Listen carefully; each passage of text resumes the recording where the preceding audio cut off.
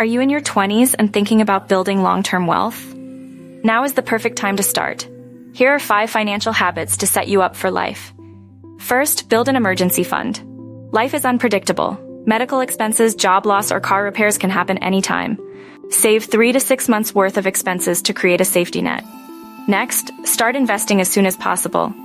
The earlier you begin, the more time your money has to grow. Compounding interest is your best friend, so start small but start now. Be cautious with credit cards and loans. High-interest debt can accumulate quickly.